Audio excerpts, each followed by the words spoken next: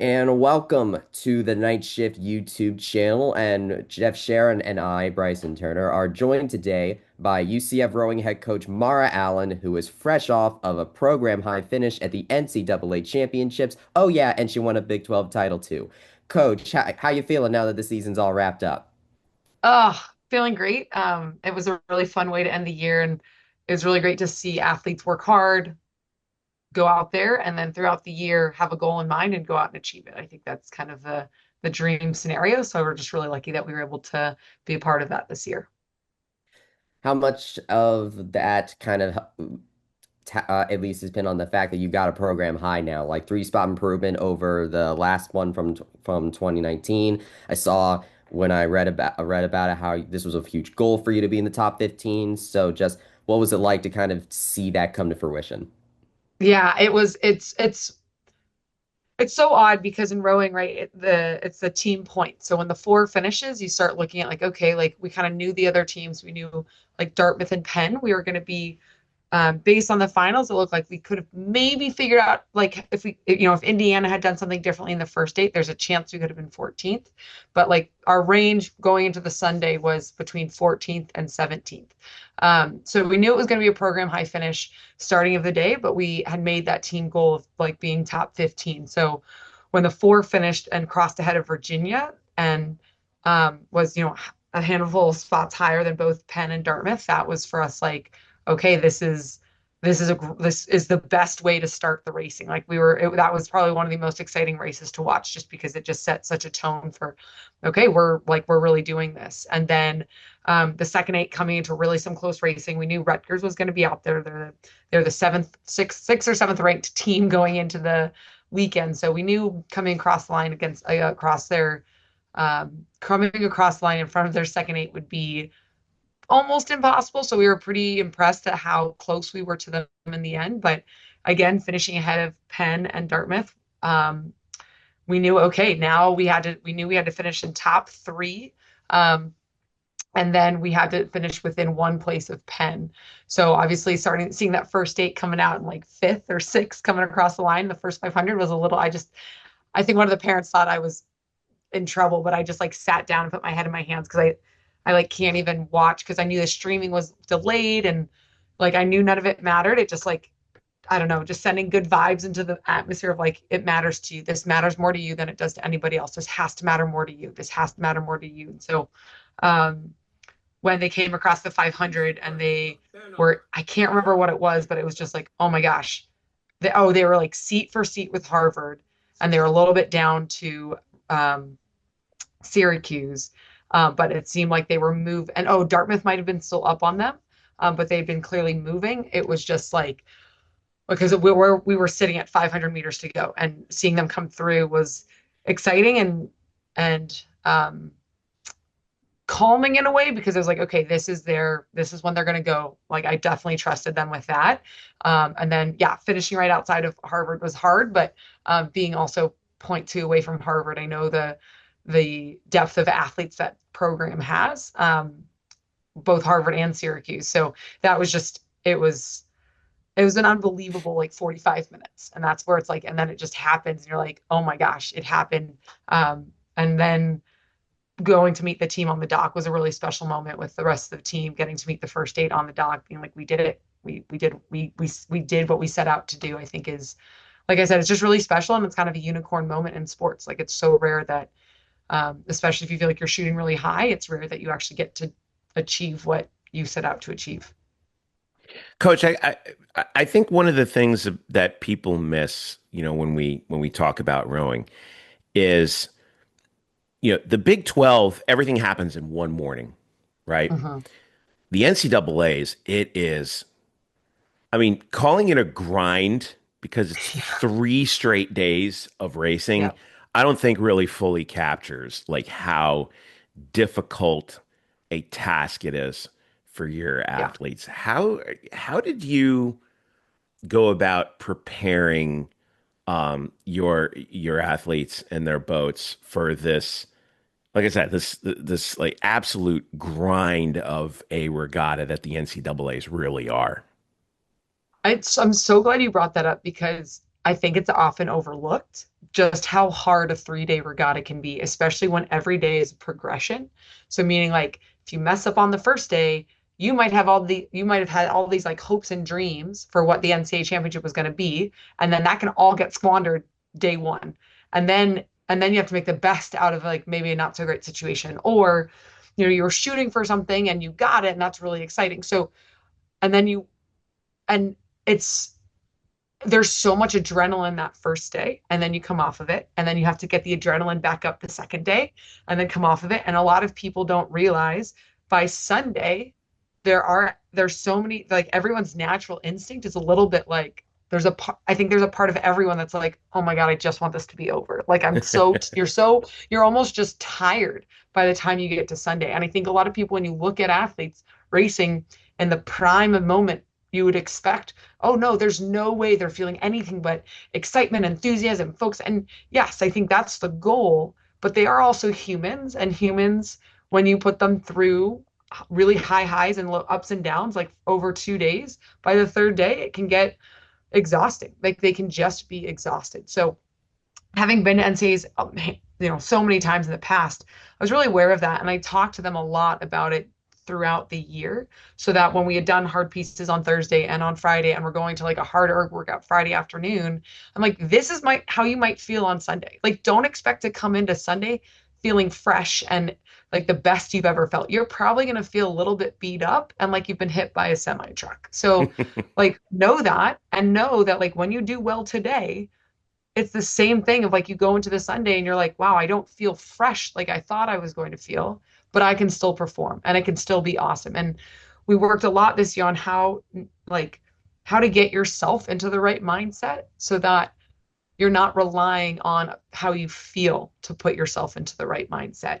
So that it's like, okay, when you're fresh, how does it feel? When you're tired, when you're sick, when you're sad, when you're upset about either losing a seat race or a final you might have not done so well on, like, how do you still figure out how to put yourself in the right mindset so you can achieve what you set out to achieve? Because that is so much of what the learning is like, for them to understand, like, life is not going to be a bunch of people just making sure that they feel good enough to get whatever they want. Like, life is going to be like, you have to figure out what you want, and you have to go for it no matter how you're feeling, if you really want that.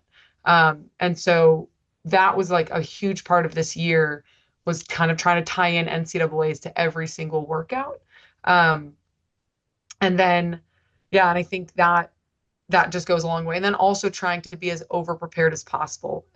I, the chance that you have 3 boats that have 3 races that are all the best race of their life is really, really unlikely. So you're likely to have 1 out of 3 boats, or maybe even 2, or worst case 3, like on the finals day, not have their best performance.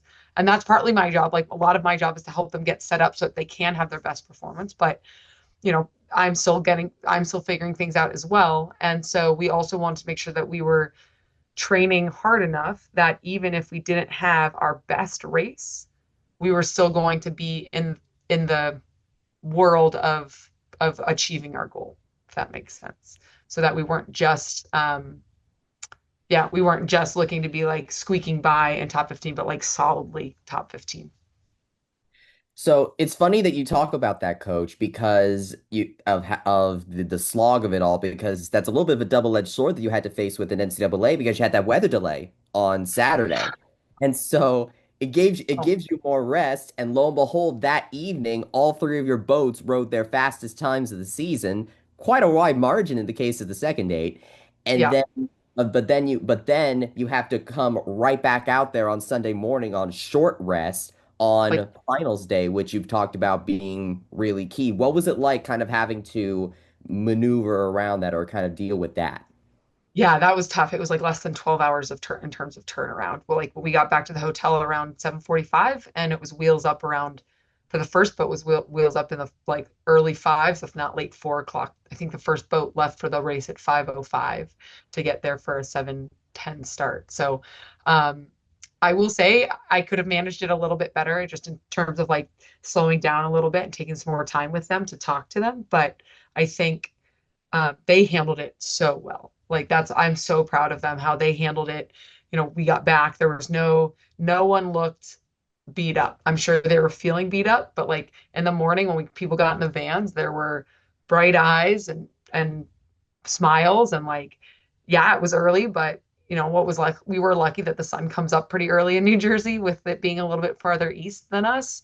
Um, so I think that the practice of every morning when they walk into the boathouse, they're ready to go. Like that's the expectation. And if you're not, that's okay. Everyone's human. But if you're not, if you can't walk into the boathouse with a smile and being upbeat, you need to come talk to me because we'll figure something else out. But so I think that they're in that habit of like getting up and getting after it really helped because yeah, like that was definitely a tight turnaround. But I also talked to them about, you know, before we left. It was like something is going to go awry. Like something is going to just be weird over the weekend. Like there hasn't been one NCAAs that I've been at where everything went smoothly, whether it was our flights got delayed and we got stuck in the Austin airport for 9.5 hours, or they ended up racing the finals on Saturday afternoon because of an inbound, like a storm they thought were coming Sunday, that was coming Sunday, or they're like ended up, had to spend 10 hours cleaning the course because huge storms came in overnight. Like there's just every year there's something. And so we also knew that like going into it, there was going to be something. So I was like, all right, this is not something. No big deal. Like this is what we talked about. So I think they were ready for it. And like I said, I think they handled it very well. There are definitely things I would do differently, but I'm really proud of them. Considering, you talk about that first four getting up as early as they did, and they end up probably producing the highlight of the weekend, coming back Oh from yeah. half a boat length down to beat number 10 Virginia. I mean, like you talk about how, seeing them get out there in the morning. So what was it like to see them do that? Oh my gosh. Like absolutely unbelievable. That was very exciting. Just um I think we always had a hint of that. That's something they were capable of. Um, but seeing them actually go and do it when it mattered the most, yeah, and that's a coach's dream for your athletes, that for them to understand like they are capable of so much more than they think. And when they really want to go after something, get after it, they can. And they did, and they stayed calm and focused, but it was so aggressive. It was so aggressive. And there wasn't a moment that they were like, I mean, I think there was a moment where Oregon State maybe walked like a seat on them, and then they just went, phew, and I think the announcers talked about how like, oh, that might have like Oregon State moving might have spooked them. I think it was more of like they hit a part of the course where they were supposed to move, and they're like, all right, we are not letting Oregon State get closer to us, and then that led them to getting attached to Virginia and get right through them. So that was great. So I gotta ask because this is a bit of a follow to the whole Saturday Sunday thing. With Yeah. Saturday being as high performing as it was, it made me ask something. Was it more about you getting more rest between days that did it, or is it the time of the day that does it? Because I know rowing is a very morning centric sport, and so I don't know if its afternoon conditions were just better, or was it more of a rest thing? I mean, the tailwind was flying. Like, and that was, yeah, I don't think it was so much of a rest thing. I think that can actually hurt you because we didn't get rest. Like the first date had launched. Like they warmed up, we got to the course. Like they're in the like process. Like the second eight was just about to go down. Like their adrenalines were up. There was ample, like other than actually doing the race, all of the stuff around it was happening. And that's what can be just as exhausting as the race itself. So, in some ways, for the first date, I'm sure it almost felt like right before. I mean, they didn't get all the way through the warm up, thank God. But they did everything before, and then they did, you know, everything afterwards. Like, okay, you come in, you put the boat away, you strap the boat, you get back in the vans, you drive back to the hotel, and you're like, okay, now we have to sit around and wait for it to happen again. So and if they can't relax during those times because nerves are up and you're like, well, we thought we were going to race and now we're not racing, like that, those 6 hours can actually be somewhat draining. But when we came back to the course, it was just such a nice tailwind, which it had honestly kind of had been that morning too. So I know it was a little bit choppier, but I don't know. I don't know how much worse the weather conditions were in the morning versus the afternoon. Um, it was definitely a little bit warmer, which was nice. Sunday morning was very cold. Sunday morning was like 50 degrees. That was a shock to the Floridian vibe that we normally get to row in. So yeah, we were like, we're missing half of the degrees we're used to. So that that was a little bit that was cold for sure. So one other highlight I do want to mention, and you kind of alluded to it earlier, is the three-way dead heat of the first eight between Harvard, UCF, and Dartmouth, Hmm. which, as you kind of alluded to, ended up being very crucial to UCF getting that program high finish. So when you see something like that, because obviously it's a little bit different to the comeback of the first four, so like give us a little lowdown of what your view of it was on that, and then just like that entire day producing arguably Yeah. some of the biggest highlights of the season. Yeah, I think with us beating Harvard in the semi, that was in the semi, yeah, and being really close to Princeton in the heat, I think they did have two very great races. I do think for them, their final race, like I thought it looked fine, but they definitely said it was like that was not their, that was not their best. So they were a little bit, maybe not even bummed, but just like, okay, like that's a note. But even still, even in the piece, they said the first bit was a little bit rocky, but then they like locked in and got it together. And that to me is something that can actually be really challenging. It's like, in a basketball game, if you end up down or you're not playing as well, to be able to turn it around in the moment can be really challenging. And we don't get the benefit of like calling a timeout and me getting to talk to them and having to reset. So the fact that the nine of them were like, this is not going the way we thought it would, like, okay, like regroup, let's figure this out and get on it and make sure we get ahead of Dartmouth. Um, and obviously doing everything they could to get ahead of Harvard. Um, that that is like that was actually I was actually impressed with that, even though it wasn't like, oh, their best race ever. I think sometimes what you do when things aren't stacking up for you is more, I don't know, it can be just as big of a show of your character. And I think that's even with the four, like, okay, they definitely started aggressive, but they hadn't, I mean, I think that was actually probably the race of their lives in terms of like getting to get ahead of Virginia. So that was just great from, I think, start to finish for them. And then I also think the second eight being within 2 seconds of Rutgers was huge. That was like that I think was also one of their best performances. They came out so much more aggressively than they did in the heat. I think you can look at like the first 500 back to Northeastern in the heat versus the final. It was a lot more competitive. I just our stroke seat in that boat's Sophia Scott. When she races, if she's racing and she's out for blood, like it shows. Like she is someone who like absolutely loves to compete. And I think she was just a little bit too, or she says even that she was a little too, um, and it, like, you can get, it makes sense that it can happen, but sometimes when you're just like, okay, just trust the process, let's do this, versus like, no, like I'm gonna drive it, let's go, let's get out of here. And she's mature enough to be able to just have that racing mindset. Some people, if they have that racing mindset, it gets crazy and hectic, and it's like, no, you just need to calm down. She's one that just like we need to like feel like we're holding her back, and she's just like, let me at him. So that's also why she's up in stroke seat, because she is such an aggressive athlete. How much would you say the team benefited from day one? Because that was the big day they went up against the top 10 teams or multiple of them. Like, how much do you Yeah. feel like they learned from that day? I think a lot. I think sometimes to see like, yep, that's where I think for the first eight to be within swinging distance of that group was really great. To be having overlap with the top with Princeton. Now Princeton, I think definitely had a rough race. So we have, but for them to see like what the next level looks like and just how fast it is. Like we need to be 4 to 5 seconds faster in order to be competitive in those races, so that if there's a time in the future that we're looking to get into the AB Grand Final, we need to be punching a little bit above where we punched this weekend for sure. And of course, you learned this weekend how big getting just one boat in the B final can be because Indiana ended up finishing one spot ahead of you, and they got that one boat in the B final in there.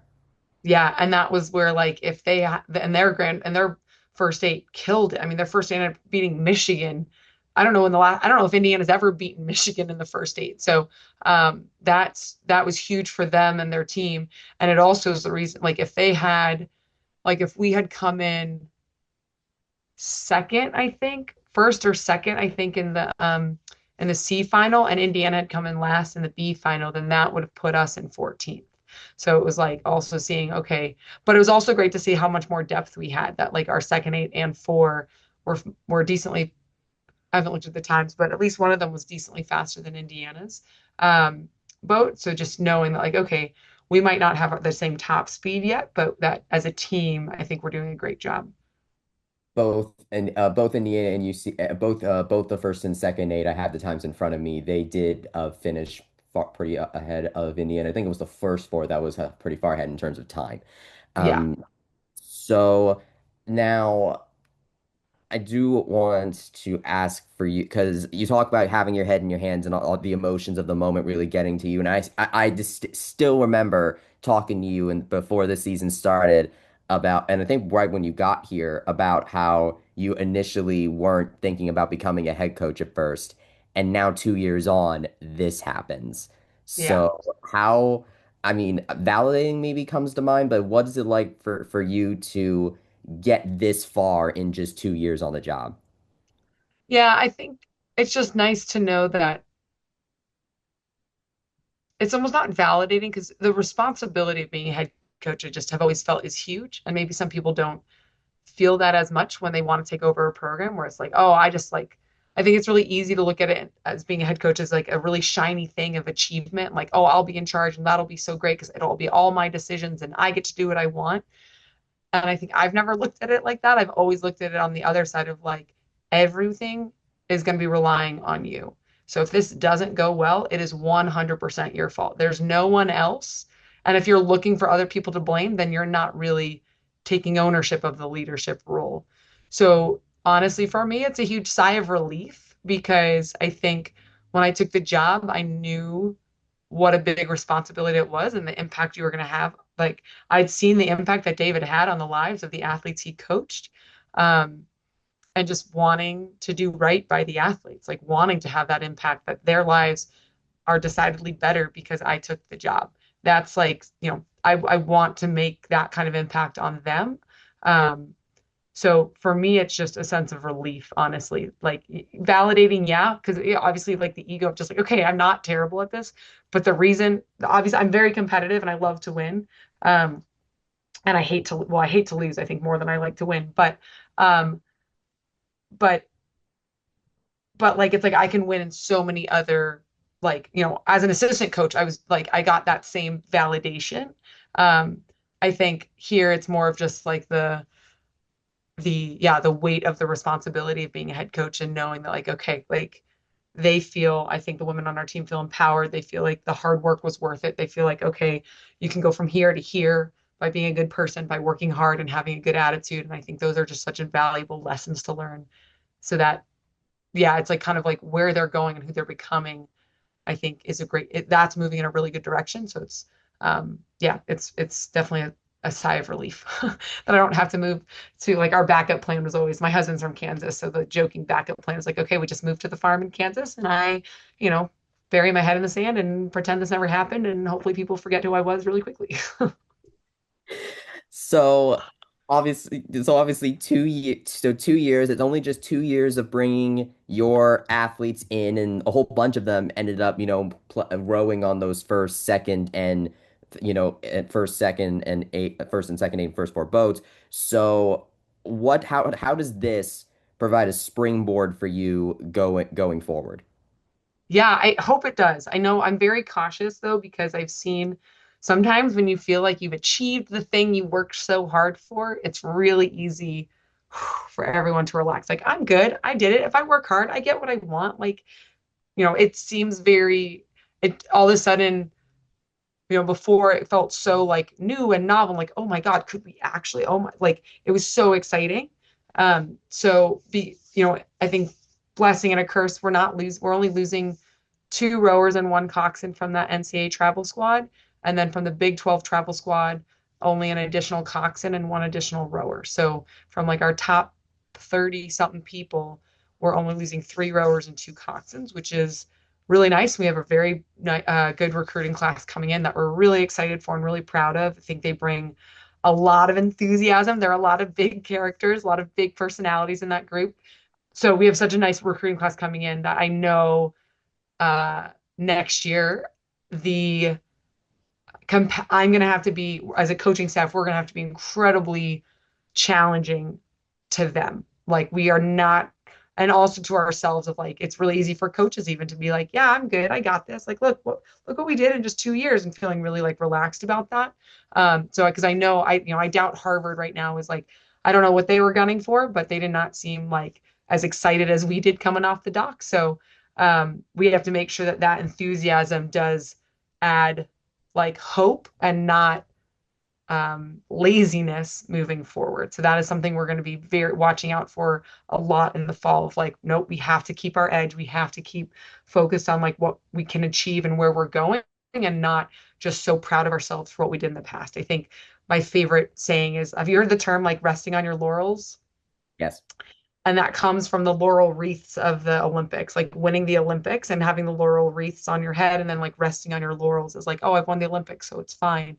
And that was just like, yeah, making sure that that we're not satisfied. Like, yes, we achieved our goal, but at the end of the day, top 15, like that's not where we want to be. So there's still so much work to do. Well, you mentioned that enthusiasm.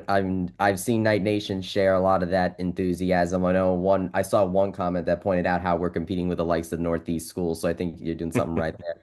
Coach, Yeah, I'm excited.